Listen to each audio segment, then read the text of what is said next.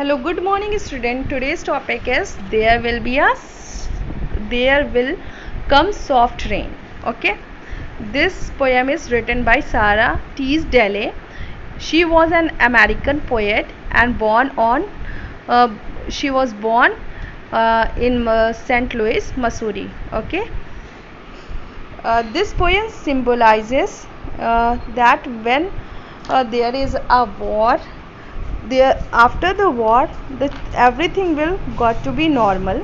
कि जब भी कभी वॉर होती है तो उसके बाद कुछ चीज़ें ऐसी हैं जो नॉर्मली अपनी चीज़ें पहले की तरह होना शुरू हो जाती हैं, जैसे ट्रीज़ है फ्लावर ब्लॉसम करते हैं, चिड़िया चहकती हैं और ट्रीज़ ग्रो करते हैं. ये चीज़ें नॉर्मली अपनी तरीके से पोजीशन पे होती रहती हैं. ठीक है, इन पे किसी भी वॉर का, किसी भी कंडीशन का, जैसे आजकल पैंडेमिक कंडीशन चल रही है, इसमें सबसे ज़्यादा कौन सफ़र कर रहा है? We human are suffering only. But think about the bird, trees and animals.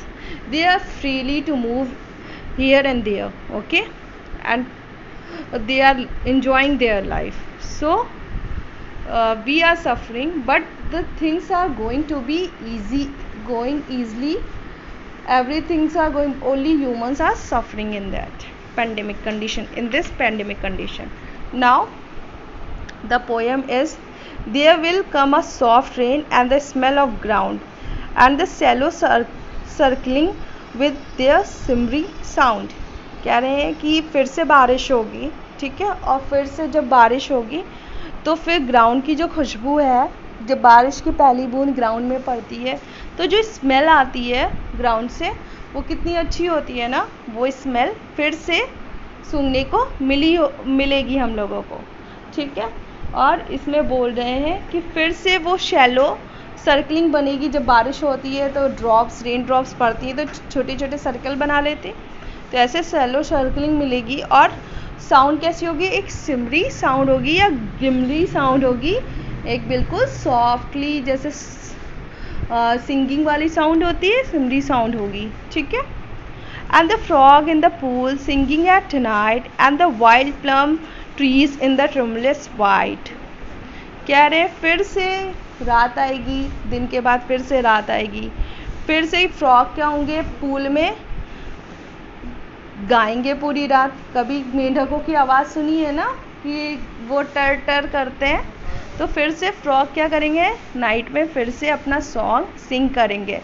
और जो वाइट प्लम ट्रीज लगे हैं वो फिर से क्या होंगे? फिर से पेड़ के पत्ते, ट्रीज फिर से क्या होंगे? फिर से हिलेंगे और वो शेक करेंगे अपने आप को, ट्रीज. ठीक है, मीन्स पूरा का पूरा जो नेचर ब्यूटी मूवमेंट है वो फिर से वापस आएगा और फिर से ये सारी चीज़ें होंगी. Robins will wear their feathery fire bristling their whims on a low fence wire. ठीक है, रॉबिन एक बर्ड होती है, पता है ना. ठीक है, उसके वाइट फेदर्स, वो फिर से अपना वाइट फेदर्स को लेके आएगी. ठीक है, वाइट फेदर से फिर वो घूमेगी और टहलेगी और गाना गाएगी. ठीक है, और वो अपना जो ब्राइट रेड कलर है, जो बहुत वाइब्रेंट होता है, वो जो फायर का कलर है ब्राइट रेड वाइब्रेंट कलर, वो फिर से क्या होगा? फिर से फायर ब्रेज करेगी, फिर से वो सारे कलर, वो ब्यूटीफुल मूवमेंट वापस आएंगे. Means these things are not going to be end, everything is going to be happen after the war also. After each and every condition, every struggle of life, things are going to be normal. Okay, and not one will know of the war, not one will care at last when it is done. और जितने भी trees हैं, war का सबसे ज़्यादा फ़र्क किस पे पड़ता है? हम ह्यूमंस पे पड़ता है ना. कभी भी किसी भी ट्रीज़ पे, एनिमल्स पे या बर्ड पे तो वॉर का कोई फ़र्क नहीं पड़ता है. मीन्स चाहे वॉर स्टार्ट हो, वो तो वॉर के बारे में जानते ही नहीं हैं. चाहे वो वॉर स्टार्ट हो, चाहे वो वॉर कब एंड हो, उन्हें इस चीज़ से कोई भी फ़र्क नहीं पड़ता ना. उस चीज़ का उन्हें कोई केयर होता है कि कब स्टार्ट होगी, कब नहीं होगी. We human are only suffering in this matter. Okay, not only would mind, not one would mind, neither bird nor tree, if mankind perish earthly. कह रहे हैं कि ना कोई बर्ड इस बात को माइंड करेगी, ना ही कोई ट्री माइंड करेगा अगर ह्यूमन पूरी तरीके से अर्थ सरफेस से डिसअपियर हो जाए, मीन्स ह्यूमन बीइंग बिल्कुल उनकी एग्जिस्टेंस ही ख़त्म हो जाए, तो भी ये लाइफ क्या होगी, सबकी नॉर्मल चलेगी. कोई भी ना ट्री इस बात को माइंड करेगा और ना ही बर्ड माइंड करेगा.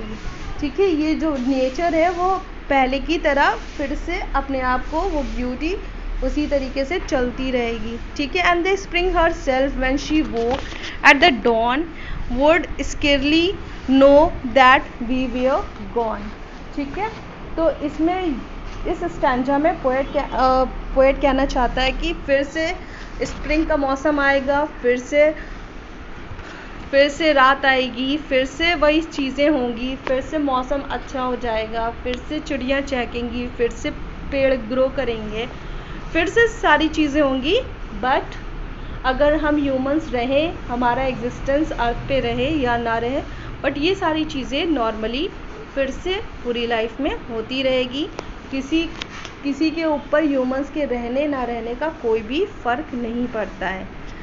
अगर सिंबॉलिकली इस पोएम को अगर हम लोग समझें तो मीन्स लाइफ किसी के लिए स्टॉप नहीं होती. किसी के आने जाने के लिए, या कोई वॉर है, या अभी पेंडेमिक कंडीशन है, लॉकडाउन लगा है, तो क्या है, लाइफ कहीं स्टॉप हो गई? सब तो अपनी लाइफ जी रहे हैं. मीन्स किसी चीज़ के लिए लाइफ स्टॉप नहीं होती है. हाँ, कुछ कंडीशंस होती हैं कि आप कभी कभी सफ़र करते हैं, that you are suffering in some condition. When the lockdown was happened, then all were suffering in that condition, but now life is going to be normal. okay, अभी लाइफ नॉर्मली चल रही है सबकी. आप लोग क्या है, कुछ चीज़ों में चेंज हो गया है, बट क्या है, हम लोग ने जीना तो नहीं छोड़ दिया ना. तो किसी की वजह से अगर सिंबॉलिकली पोएम को समझा जाए तो किसी भी चीज़ के एंड की वजह से, चाहे वो वॉर हो, वॉर के बाद भी, तब भी सारी चीज़ें क्या होती हैं, नॉर्मली चलती रहती हैं, कभी भी ये एंड नहीं होती हैं. ठीक है, I hope you all understand this chapter. Okay, if you are having any problem regarding this chapter, you can text me or WhatsApp, you can call me on WhatsApp. Now watch this video and try to understand this chapter. Okay students.